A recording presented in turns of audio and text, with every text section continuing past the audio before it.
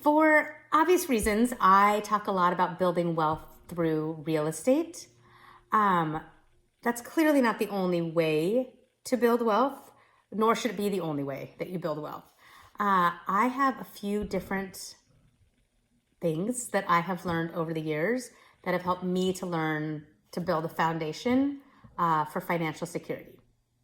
That being said, let's talk about a couple of them. So number one, I think it's little by little.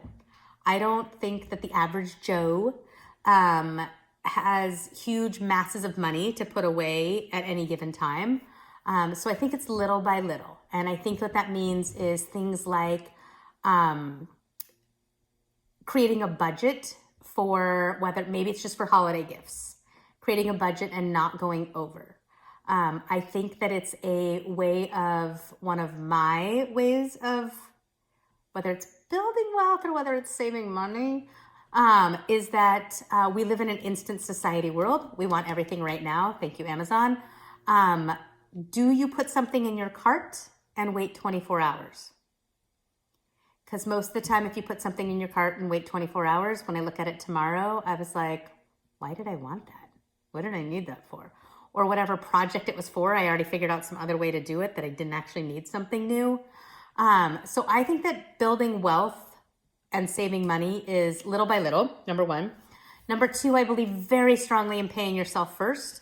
So even things like your 401k, your IRAs, that I just turned 50, which means that I can put away more every year into an IRA.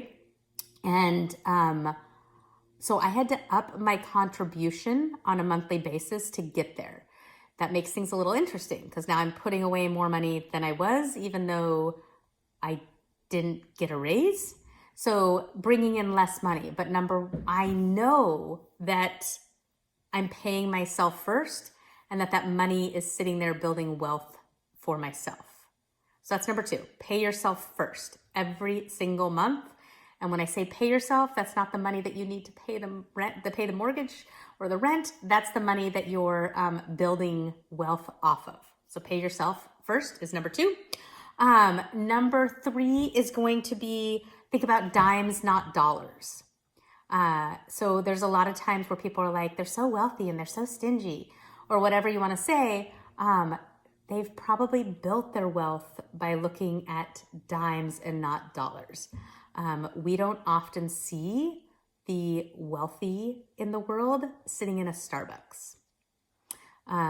We don't see their Amazon packages showing up every day on their porch. So when I say think about dimes, you're talking about a $4 drink at Starbucks, like big deal, right? 5 times this week is $20 this week. 4 weeks a month is going to be $80. And let's see if I can do good math. 12 times a year is going to be $960. $960. So you've just spent $1,000 drinking an iced tea. Okay. Don't get me wrong, I go, but it is a question before I go of, do I need this? And so really looking at our dimes, it's not the $150 purchases. It's not a $500 purchase.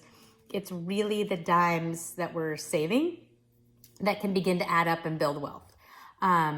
Take, for example, if you took that $1,000 every year, if you decided to, in 2024, if you decided to wipe out all coffee drinking and only drink coffee at home,